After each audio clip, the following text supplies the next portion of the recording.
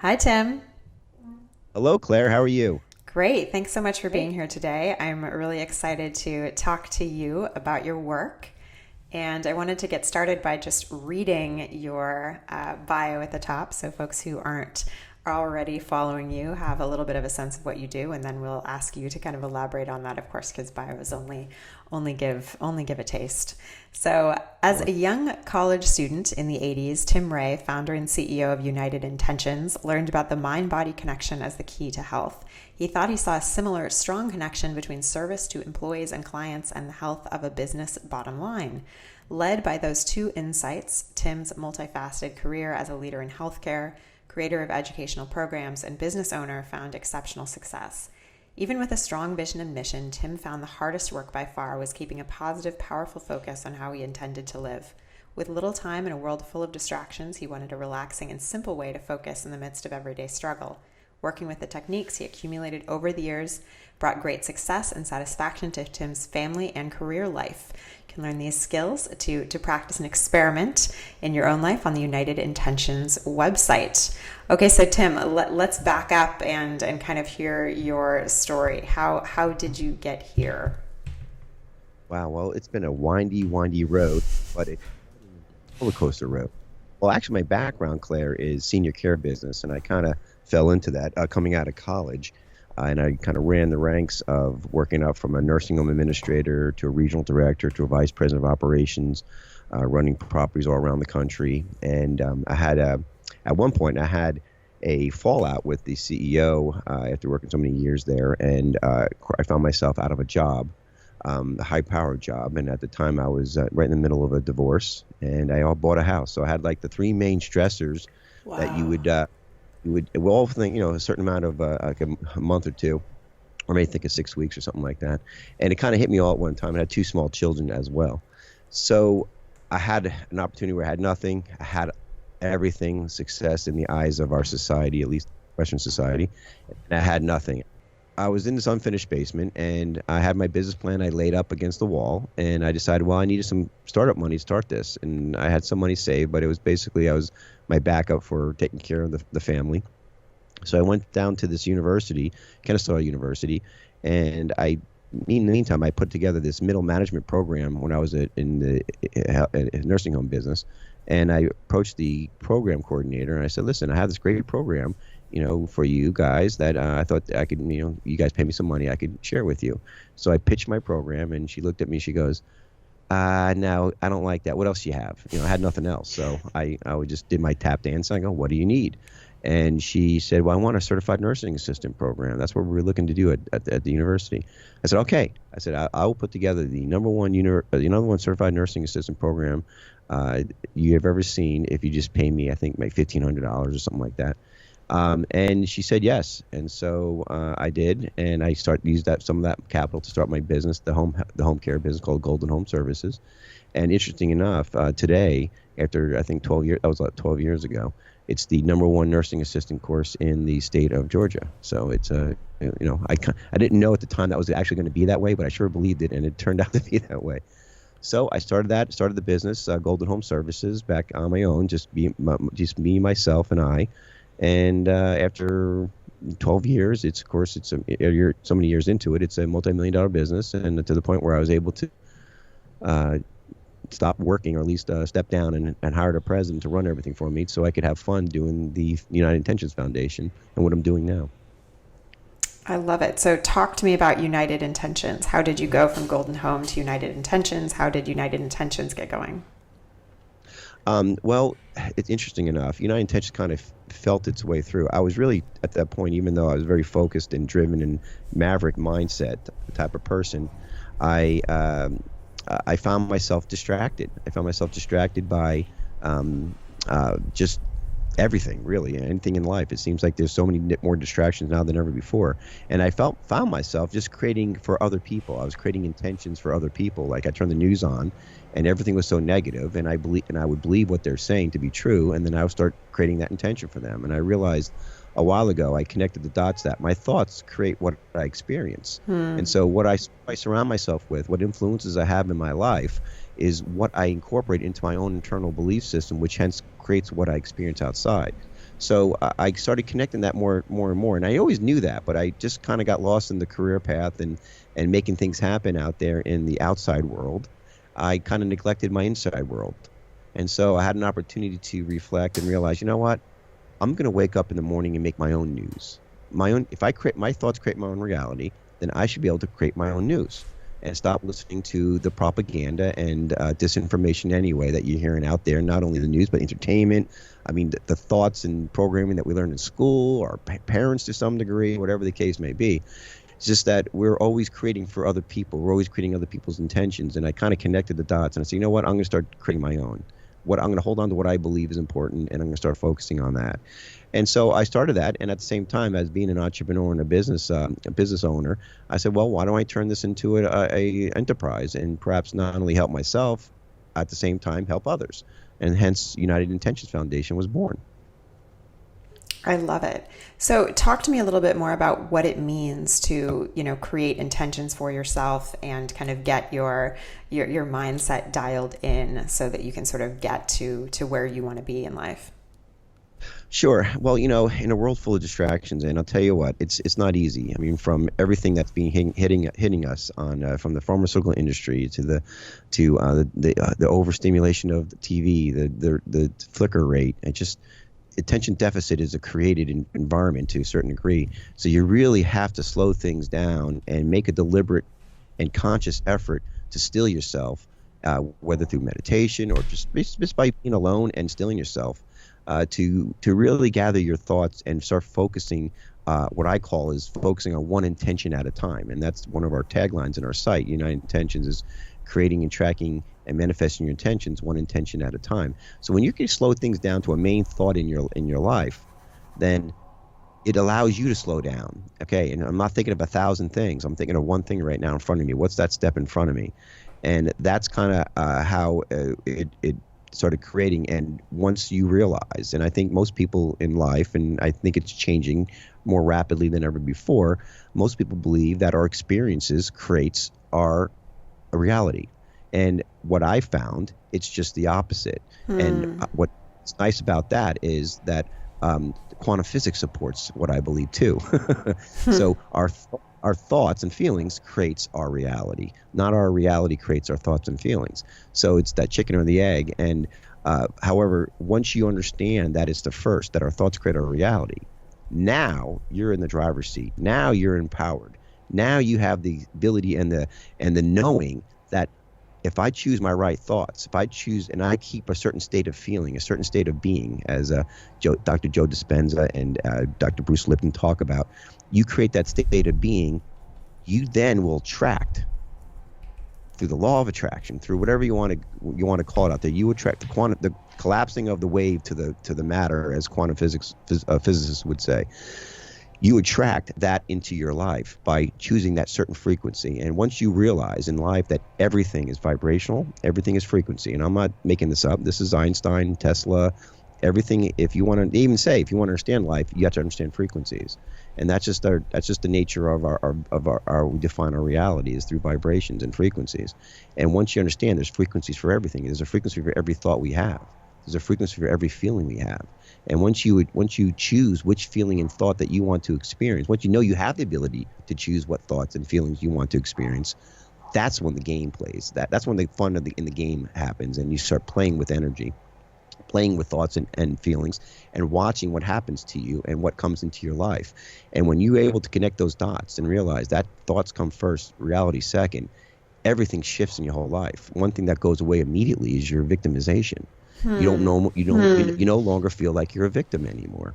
And that's what's so critical about that mindset, and has been an excellent has been my success story in reference to my entrepreneurship and my business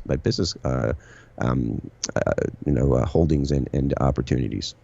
So when you first kind of got started with this, I'm assuming it wasn't sort of easy right away, right? Right out of the gate, you weren't able to sort of shift the way you were thinking to be in this space of growth, say. So what did you do initially that maybe worked or didn't work, and then how did you try to better that over time to where you are today?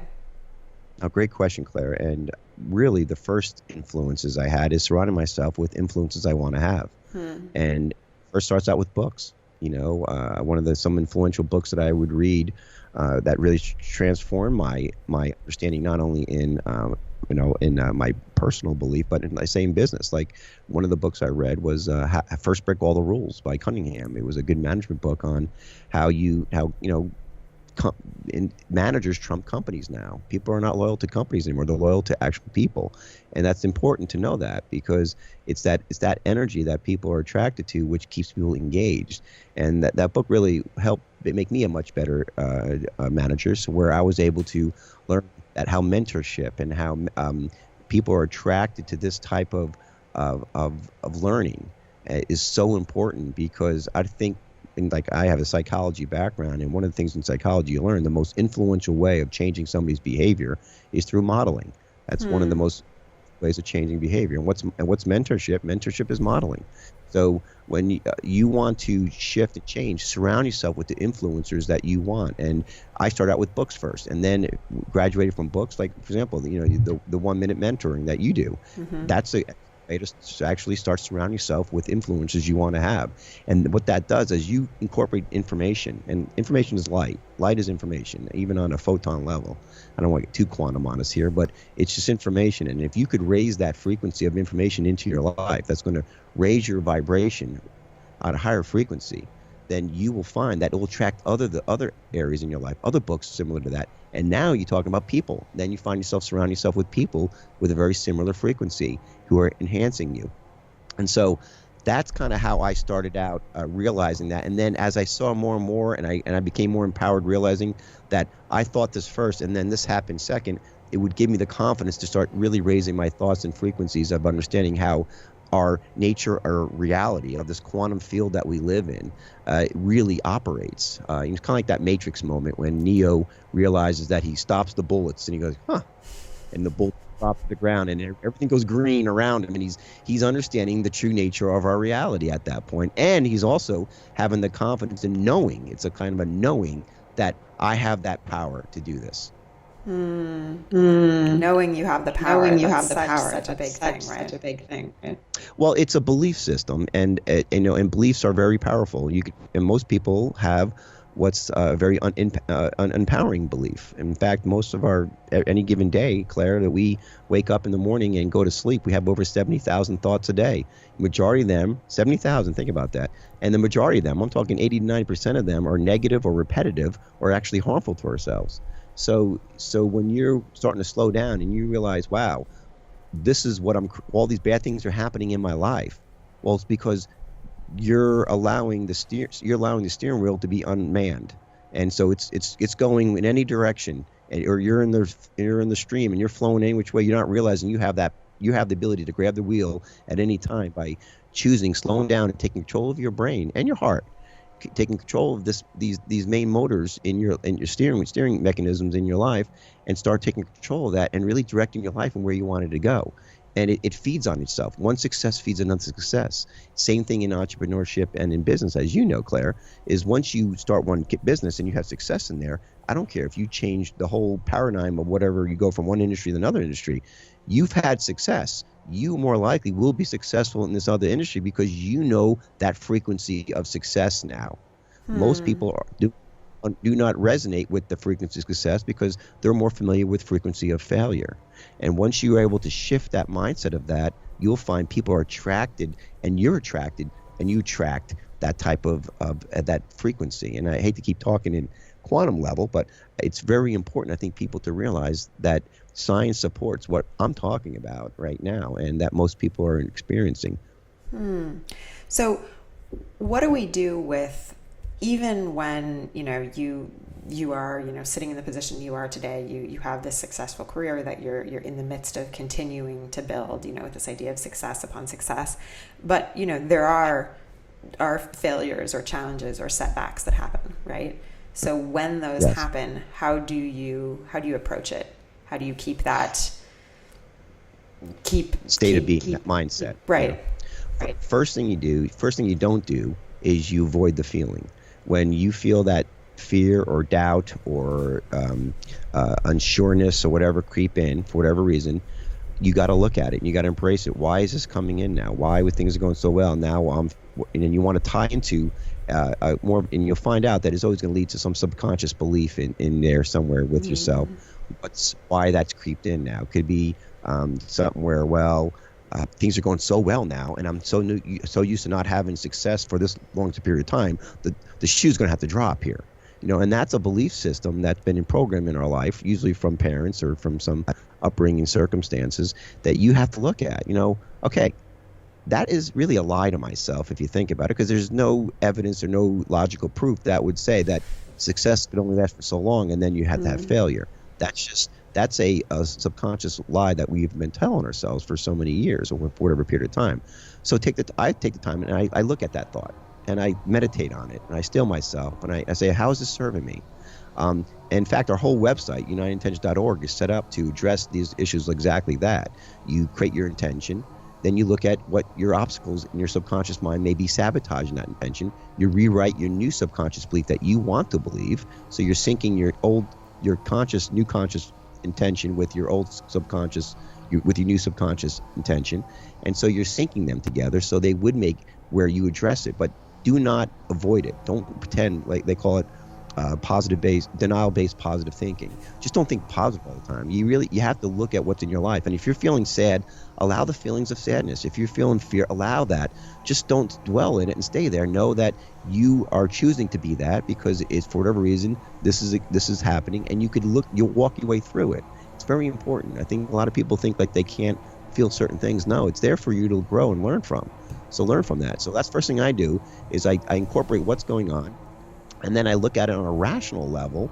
Well, how's this serving me? I touch with it on an emotional level, and how's it serving me? And then I choose, okay, do I want to stay in there or do I want to move on to something else? And usually we want to move on to something else.